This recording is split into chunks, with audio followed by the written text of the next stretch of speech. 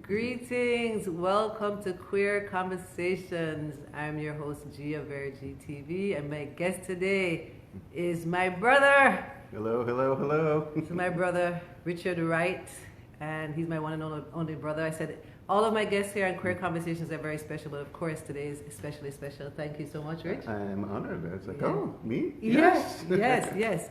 So please share this conversation. Hey, this is David, your man.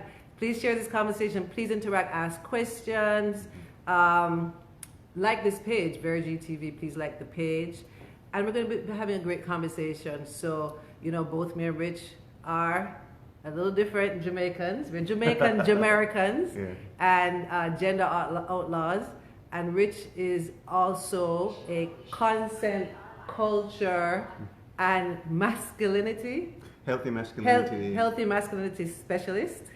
So we're going to talk about some of this here, right? Healthy masculinity specialist.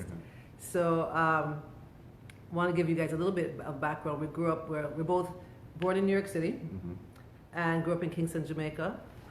And so my brother is my first, I like to say my first friend and my first DJ. He was playing vinyl records during our childhood. What do you think happened, this sounds like negative, but happened in Jamaica or happened in our lives for us to be so different? When you say outlaws, somebody like it's more like radical or something. What do you think happened or occurred? Or I think, first of all, I mean, both of our parents, I feel, were cultural outlaws and themselves, coming from being born in rural Jamaica with no electricity and no running water to Columbia University, and to have that whole breadth of experience, and I feel like they became really worldly and in lots of ways, and like our dad intervened on a gay bashing in downtown Kingston. And he was like 20, like way before we were born. And, and they brought up both of us as gender neutral as possible. Right. So shout out to our late great father who told us that story about these guys chasing and beating and punching this man. And he's like, "Why are you doing this?" He's like, he's gay, and I was like, "No," and he defended him. So I always remember that story. And gender neutral. I know, like when people are trying to tell me that I'm supposed to learn to cook and clean, I wouldn't mind learning how to cook now. I look back, but still, I appreciated not having to stay in a kitchen and going outside and playing football. I was really happy that mommy and daddy were really very much like, you don't need to do that. Please let my daughter just do what she'd like to do, which is go outside and play football. So that was great. Actually, I brought some, since it's my brother, I said, let me bring some pictures. I pulled up some pictures to show people from our childhood, and this is a little funny. I don't know if people can see that. This is us. This is in the Bronx, New York, off White Plains Road. We first were in Manhattan, then we moved to the Bronx, and we were wearing our parents' clothes here. I haven't seen a picture in a long time. Yeah, I dug up some. And then here's one of us at, this is at the Bronx Zoo. I think you have on a Jamaica shirt. You remember the shirt? Yes. Yeah, Jamaica shirt. And there's a picture of me wearing that shirt holding a rubber snake. A snake. Yeah, Rich always loved the snakes. Always loved snakes. And thanks for joining. If you have any questions, I'm here with my brother, talking about gender and let me show people here. Masculinity and consent. Yes, and here, talking about New York. This is when we're teenagers, we moved back. This is Times Square in the 80s. Remember this? Look at this. Yes. We're sure we're looking like super cool, right? Yes. Wow. Yeah. Here we are. Hey. Yes, so acid wash denim. I know, that was so cool. So I wanted to also share, and I've shared it like at Dark Woman, I've shared that Rich is also the first person that, I came out to myself, and then I came out to my husband at the time, David, and then together me and David were like, who are we going to come out to? We need to start sharing, and Richard was the first person that we decided to come out to. And hey Jasmine, hey Gloria, everybody, thanks for joining. Hello. So I'm going to share that my brother's the first one that me and my husband at the time shared that I am gay. What's your recollection of that, and like what are your thoughts around that? What do you think? I remember, like Richard, I really want to tell you something, and okay, but you have this smile on your face, and you're like, I like women, and you have this smile, and I thought you were joking because you had this big smile on your face, but it was like a nervous smile, And I just laughed because I always knew you as this like pretty seriously homophobic person. Yes. So I was like, okay, so this is the joke, the icebreaker to tell me what's really going on. And I'm like, okay, but seriously, what? And then you're like, no, I really like women. And I was like, yes. oh, really? Wow. And then I was like, and we talked more, and I was like, well, I'm happy for you. I'm supporting you, and you shared more about the difficulty of that journey and all that. Saying, no, well, I mean, and you were very lucky to have, and still have, sexy exy as support, and he was supportive then and he's supportive now. And, and I dare say to have a brother supportive, to have some supportive Jamaicans. I'm very lucky, especially as a Jamaican, like you say, like that coming out. I was still nervous, that's probably why I was smiling, but to know, like, for you to be like, I remember my recollection, like, you're like, great. I don't remember your side of, me being smiling, but I'm sure I was a little nervous. So that was great. And I do write about being homophobic, and I was. And me and Sarah, my best friend from childhood in Jamaica, did a whole live talking about that. Like, and what was that like for you when I was homophobic? Because you were not homophobic. No, it was challenging because like when we were living in New York, I worked in the village. I went out to clubs where, with drag shows and everything. I had queer friends. And I remember you like, why do you have so much gay friends? What up to you? And I was like suspicious. I'm like, what's up with that? And it was like something where I was like, well, I just can't talk about certain things around you, whatever. And I felt comfortable in my sexuality and masculinity. I'm just like, I like going down to the village and whatever, Yeah. So that's why it's so funny for me when people, not to say that everybody who's homophobic is actually gay, but when people just spend so much energy about it, like I was very much like a passionate homophobic person, and it's like, so sometimes when I see people spend so much energy and thoughts and anger on it, then I do wonder if it's a part of something that they're conflicted about within themselves. So I feel that about dancehall music. Like it's like when somebody is like an artist who like releases an album and like 5 of the 8 songs is like, this like burning gay people. I was just like, why is this such a huge thing for you? It's like another song? Right. And the next song too? Like wow. why is that so much in your mind? Why is this what you're thinking about every day? Yeah, so that's something to think about. I always joked about that song that said like went through the details. It was like 2 men hug up, kiss up, lay down in a bed, rub down one another, and feel up leg. I'm like, what kind of details is this? Like he's going through it. This is like... With 2 big long stick must play sword fight. Yeah, it's a lot of details. I was like, wow, sword fight. I had to look that up as a kid. What does he mean? He was like, oh, he's talking about... Oh. And so I'm getting homoerotic like imagery from dancehall at that point. So you talk a little bit about healthy masculinity, because we're hearing people talk a lot about toxic masculinity, and I do want to share. So Richard has a page called richardmwright.com. Yeah, Richard M as in Malcolm, Wright.com. Yes. WRIGHT. See, my parents gave him a very powerful name. So Richard Wright, African American writer, and Malcolm for Malcolm X. And then my proper first name is Gannett, and that's an Ethiopian name that means paradise. So our parents put a lot of thought. They hooked us up. Yeah, my middle name, which I'm not going to disclose here. My middle name is for my favorite aunt. I could, but it's not deep. So thank you. And we have Nikki Lopez from Nikki Lopez Creative here sharing for Vergy TV. And thank you. So you visit that website. You could have. Talk a little bit about what you do in terms of masculinity and consent culture. So to go back a little bit, so I got a master's in expressive arts therapy at California Institute of Integral Studies, and which uses any and all of the arts as another way to conduct another language for therapy. Okay. Then I did a healthy masculinity bystander intervention workshop with a training with Men Can Stop Rape. And so what I did from that point is to fuse those skills into making workshops that are art-based and can promote consent culture, healthy masculinity, and bystander intervention. Let's see. Which one of those components? Well, let me ask you this. Ask me a question. Because this is the thing. We're saying these things. I always like to just get to the basics of it, because sometimes people are like, I don't even know what you're talking about. Exactly. So even when I say LGBTQ, and let me just share this, that for people who just tune in, or people who don't know what we're doing, but Queer Qonversations, LGBTQ stories, and includes allies. So Richard is an ally of our community. He's supportive of me as a lesbian, as a gay woman, as a gender non-conforming person, and also supportive of many things I do. When I started Dart Woman with my friends, he was at the first one. He actually did the first flyer. And there's a part of that concept that is still there. The statue is still there.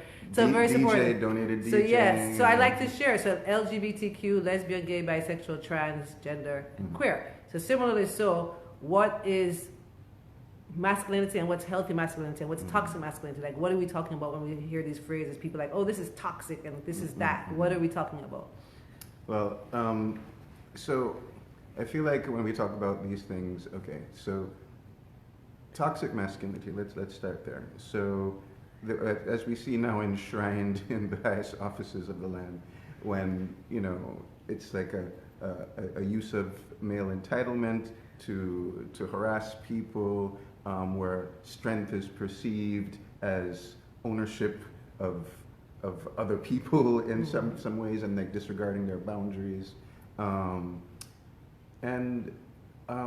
also promoting of rape culture. And rape culture is anywhere from harassing women on the street. Okay, we just got a little dip there. Yeah, okay. What I like to do in my workshops is to ask people, so when you hear what is a real man, what comes to mind?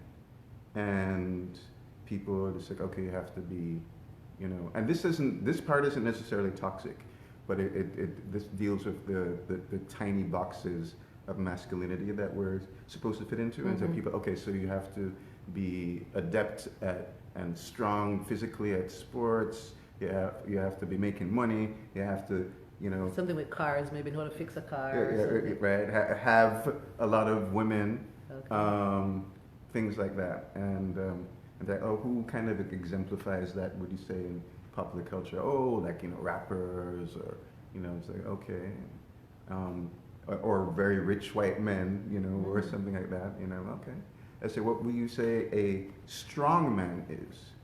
And then people say things more like, somebody who's supportive, somebody who can be there for you, somebody who can support you in different ways. And you hear these other kind of positive attributes. And we talk about that, and people talk about their fathers, they talk about their pastors, teachers, things like that. And then it's like, okay, so this, and we call this the counter story of masculinity.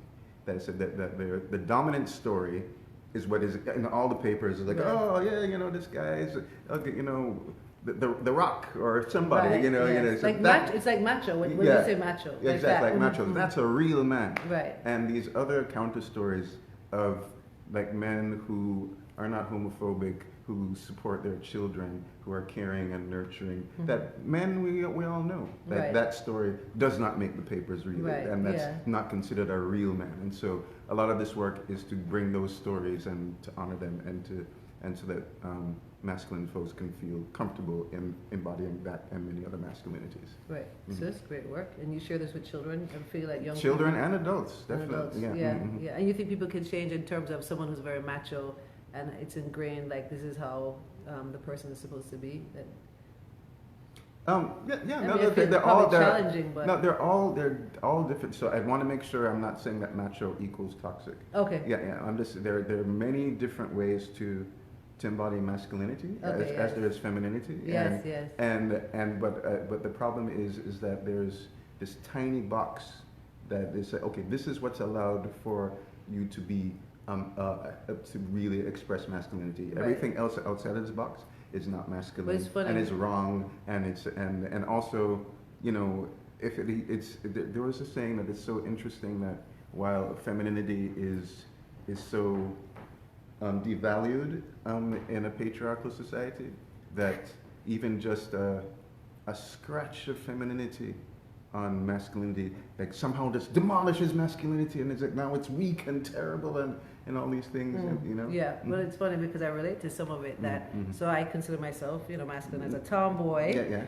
And now, gender non-conforming, I identify as a woman, but masculine, and I do feel sometimes people feel like, oh, this needs to be lifted, that they should call on me. And I'm like, oh, no. Like, or kill a bug and stuff like that. So there's something that people feel like when you're masculine that you should be able to do certain things. And I'm like, so I don't feel like that's part of what I want to do. Like for me, masculinity, for me, how I feel is like that I could sit very relaxed, you know, not think about how my legs are closed or whatever.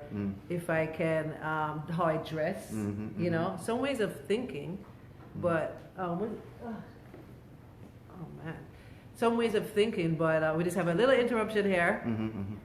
But some ways of thinking, but not all the ways. And I might want to do something like paint my nails, and someone would say maybe that's not masculine, but it's like, but I enjoy doing that. I like being groomed, you know, something like that.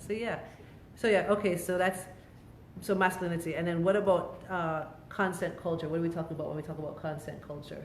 Well, before we get on that, I just want to say one more thing about like my personal relationship to masculinity. Yeah, sure.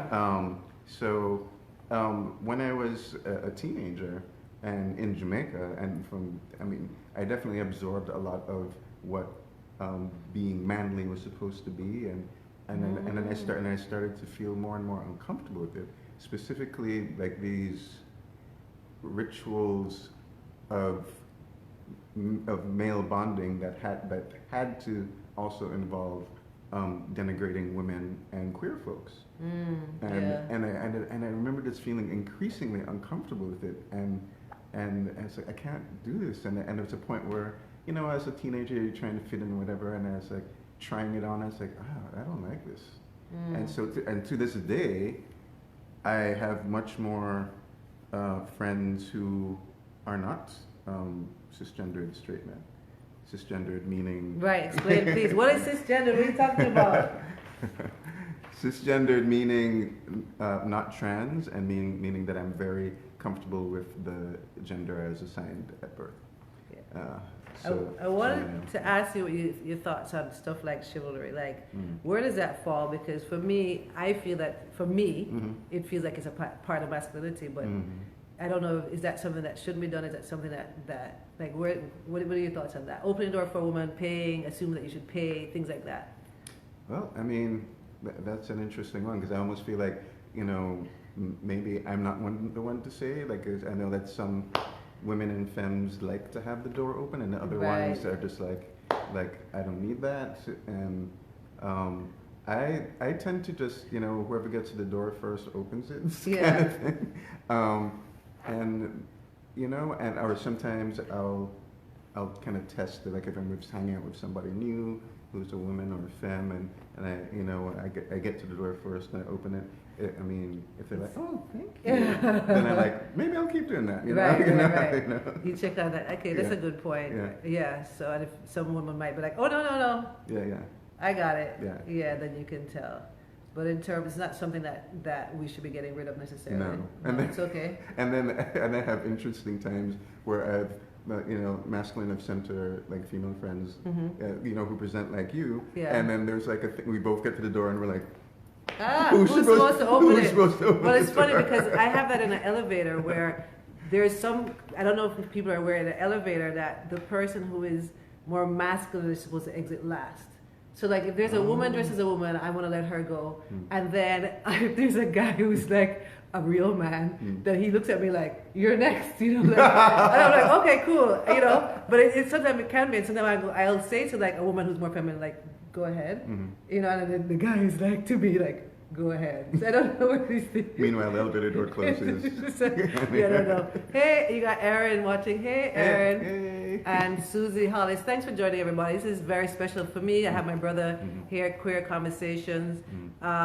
We grew up in Jamaica, in New York City, and we have a sister, but she's older than us and didn't grow up with us. It was really just the two of us growing up, you know. And do you have any thoughts about me as a tomboy growing up in Jamaica? Like, did you think about, did it impact you in any way, or any thoughts about it? Well, it's interesting to reflect back because you're my sister. I wasn't like my sister, the tomboy. It was just like, you know, you're my sister. But I guess it made it. I mean, I can't imagine it any other way, but I imagine that there was a level of closeness we had because we could kickball and climb trees together, things like that. So, but I can't really think of it any other way. Right. We grew up in this beautiful neighborhood in Hope Pastures. Hey, Kavori in Jamaica. Hey, Jody. He's hey, Jody. It's funny. Jody went to big up our high school in Jamaica, Campion College. Yes. And Kavori was an advocate in Jamaica. He's saying, I saw the resemblance before I read the caption. Una look pretty. Thank you very much. Accepted. Yes. So we grew up in this neighborhood. I mean, it's like a fairy tale now looking back, because we grew up where we could just go outside for hours all day and night and climb ackee tree, play football and everything. And I felt very relaxed in the neighborhood, accepted me as a tomboy. There was no issue with me playing football and everything. School was different, but the neighborhood was really good. I do remember that, I don't know if you remember, you got one Christmas, you got this motorbike toy. And I was just telling a friend how you got this motorbike toy. I remember that toy. And then it went missing. Yeah. Yeah. Sorry. I'm finding about this now. And that's about, I just remember feeling so, I'll confess. Well, say more about that. So what happened? So I just was so, even though I liked, so Facebook Confessions, Queer Qonversations Confessions, even though I liked, I did like baby dolls. I hated Barbie dolls, but I knew I was going to be a mom. And my mom was such a great mom and a role model that I was like, I'm going to be a great mom. I had planned to have like 8 sons. I ended up with 2, well, kind of 3, but boy children all around me. And that's what I wanted. So great. So I liked my baby dolls, but then I also was this like, I would be a little envious of the toys that you got. So you got like, I wasn't so crazy about the robots, but the cars. I was a robot freak. Yeah, so you like the robots. I was good, but the cars, and especially that motorbike thing. And I just remember seeing it, and it's like, that should be mine. That should still be mine. So I hit it. I hit it. Did you play with it? I just hit it. I wish you at least played with it. Yeah, I think. Great team. So I just remember this whole thing where like, we can't find it. Do you know where it is, Gan? I'm like, no. And it's probably still like in that house lost somewhere, but. Somebody's going to find this. Sorry about that. 1970s. That's like probably about 1982 or 83. Yeah. So I think you probably enjoyed it for like one day and then it went missing. So you didn't think it was me? I guess I moved on. I mean, I remember I was like, where is it? And then whatever, and but it wasn't. I wasn't traumatized or anything. Okay, good. So that's hilarious. Yeah. So that, and I'm wondering. I think that was the only toy. I mean, others I remember feeling a little bad. I think you'd share some with me, but that one, I don't know what it was. Something about that. It just went off like that, and I just like, I just wanted to be on that bike. You know, I just felt like that was just the coolest toy. So yes, hello, thank you for joining everyone. Please share the video, please like the page. So you also wrote, you contributed to a book. It was a book called Consent Culture? Yes, the book is here. It's called Ask. You might say Kasa, because it's backwards, but it says Ask. Oh, Ask Building Consent Culture. Okay. And it's an anthology that was edited by Kitty Stryker, and I have a piece in it called what is the name of my piece again? Revolutionary Playtime, Rehearsing Consent Culture. And you asked me about consent culture. I didn't respond. Yeah. Okay. Talk a little bit about that. I don't know where our time is, but talk a little bit, because I'm not sure if everybody is aware of what consent culture is. Where's our time? Okay, we have 7 minutes. Okay, so we have some time. Cool.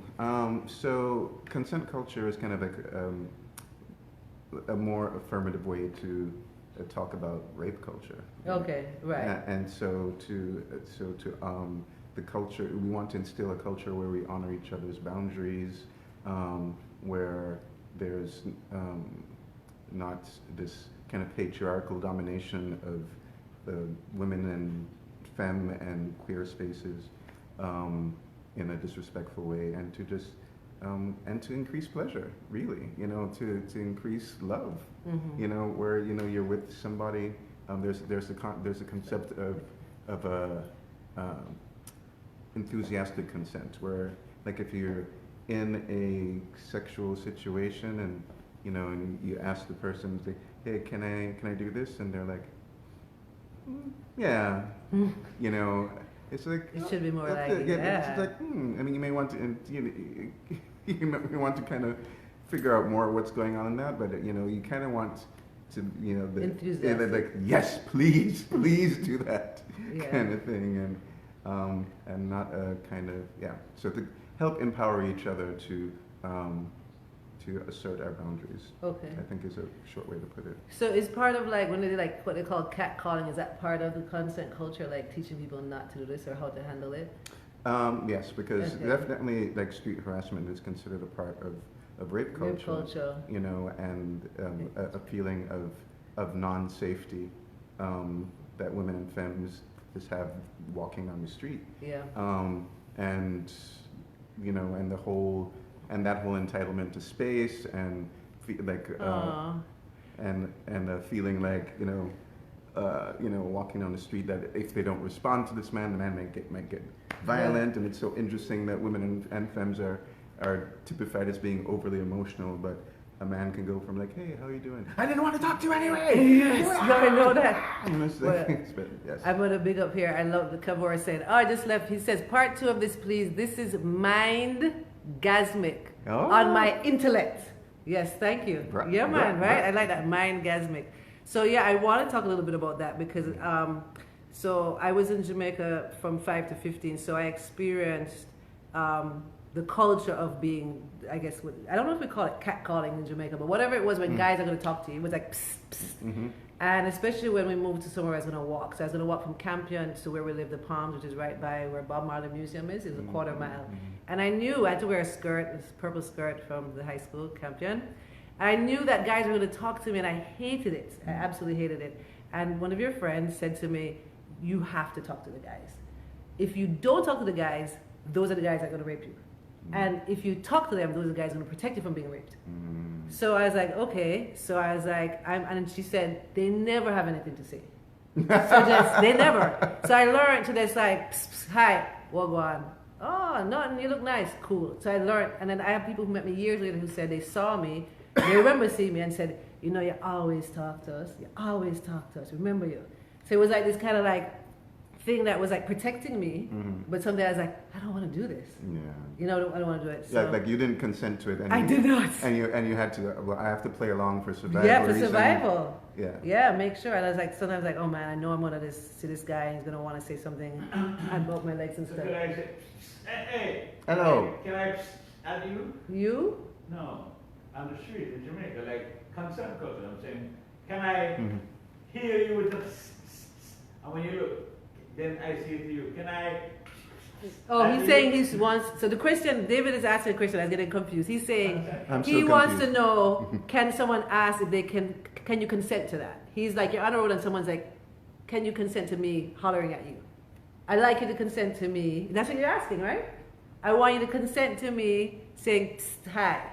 Can I greet you? That'd be interesting. I mean, yeah. and that's, you know, I mean, the whole topic of street harassment and talking to people on the street, there's so many variations in it. There's some people who feel like, you know, on both sides, that it's like, so you're trying to say that we shouldn't talk to each other? Yeah. You know, and then there's other people who are just, you know, it's a very convoluted thing. But I think asking like, hey, is it, and I do see people on the street like can I talk to you? Yes. And which is asking for consent, and then, you know, but sometimes if the answer is no and they're ignored, then they still want to.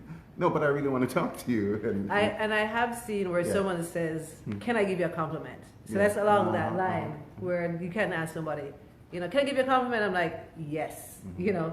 And for me, it's funny because when I was more female presenting, I did not like to be objectified, but as more masculine presenting, I enjoy being objectified. If someone's like, oh my God, you're so hot, I'm like, thank you. That's like great. When men were saying I was beautiful, it just didn't have the same feeling. And I should clarify, objectified by a woman. No, okay. No, not by men. No. Okay. So being it for me, and this could change, we're fluid, but right now, women objectify me and say, oh, you're beautiful, you're handsome, or pretty handsome, all those things to me, it feels flattering. But for when it was the other way, it didn't feel really good. Like a question we had on one of the, not on this show, but on another show with Kaliba and David, there was a question that was asked. So, what if you're in the middle of a sexual situation and the woman changes her mind as a man, and what then? And I said, oh, well, you stop. And I said, no, but you're in the middle of sex. And I said, stop. And I said, no, you stop. I mean, I'm imagining that, you know, at first, you know, somebody's, hey, I was wondering what it'd be like if I could poke in your eye repeatedly, and the other person's like, you know, I haven't tried that. Let's try that. oh, actually, I don't like it. I needed to stop. No, but I'm really enjoying poking you in the eye. It's like, No. I really needed to stop. No, wait, Then this that's is, that. so, it's, you know, so, yeah. Yeah. No means no. No means no. basically. Wherever you are. Yeah. Let me big up Ty Mhm. and then Tyler. Mhm. And you need to come on the show. I should invite you and you should come. And then Eternity, it says, I think if a person doesn't respond, that's them not giving consent, and that's what should be respected. I agree, right? That's good. Yeah. So we just have a few more minutes, and I wanted to say a couple of things. I want to make sure to always share that Vergy TV also produces an event called Thou Art Woman. I'm going to ask Nikki to put the link. We're about to make a big announcement. We've been announcing it kind of. We're going to do a big announcement, but the weekend is going to be the first weekend in March 1st to 3rd. And so wherever you are in the world, start planning to get to Fort Lauderdale in March. I think we're like 7 months ahead, but you might need to make your plans and save that date. And Thou Art Woman is a LGBTQ open mic, and we're going to be doing a lot of other things. We're going to have an art show. We're going to have a brunch. It's going to be a fabulous weekend, so please get ready. And big up my brother again for being there from the beginning and always supporting me. And I wanted to show another picture. We talked about our parents. I don't even know if you know this picture. Do you know this picture? Oh, yeah, Yes. I haven't seen it in a long time. You haven't seen it in a long time, so Yeah. I need to scan these. So this is our parents here. Our dad, who's no longer here, and my mom is the one beside him with darker Yeah, hair. so mom's on this side. And then that's my aunt. So I say my parents because Yeah. our aunt is Yeah. kind of like our mom. True, so, true. so we have two moms. We're not like two moms like in the LGBTQ sense, but No. our aunt. Extended family. Extended family separate. in that way, yeah. Mhm. And then I took this out the fridge. This is like Ah. this is a reflection of us, pretty much right now how we're looking. So yes, and then two last things. One is happy birthday. Your birthday's coming up. Yes, thank you. Thank Yes, you, many, thank many blessings. Mhm. And then I always end with what's called Queer Conversation closing questions. Okay. So you just answer it whatever comes to your mind first. So what inspires you? What inspires me? Science fiction, social justice, Okay, ancestors, nice. What makes you laugh? funny people. I mean, That's good. That's fine. okay. That's fine. Satisfactory. Okay. Funny people. And I think you mean funny like hilarious, not funny like. Both. Both. Okay, what's sexy? Self-confidence, curves. Curves. Nice, nice. And then I'm gonna say what's so great about I usually say what's so great about being gay or what's so great about being queer. I'll ask you what's so great about being an LGBTQ ally. What's so great? This helped to promote more peace and love on the planet, and yeah. Oh, I love that. Mhm. Well, listen, we put the links here for richardmwright.com. You can hire him to come and do a workshop, to speak at your school. And oh, he also is a DJ. Just like everybody I'm surrounded with several things. He's been a DJ his whole life. I was a DJ. Yeah, your whole life. I mean, I think you were too. Yeah. So I know you see the links there. Nikki will put the links for his DJ links. They're on, what's the name of the platform? SoundCloud? They're on two different platforms. One's Okay. on Mixcloud and Okay. one's on SoundCloud. The ones that are on Mixcloud right now, there's a series called Avant-Garde, Oh, very nice. We love that. which is more Caribbean and retro and futuristic at the same time. And SoundCloud's more eclectic. Okay, great. So those links will be there. Mhm. He's DJ Flood, and he's also Richard Wright. And my brother, thank you so much. Thank you. Love Yes, you. this was great. Yeah, man, great. Okay, thanks for tuning in, everyone. Please share and Yes. see you next week, Tuesday, 6 p.m. right All right. here. Bless. Bless.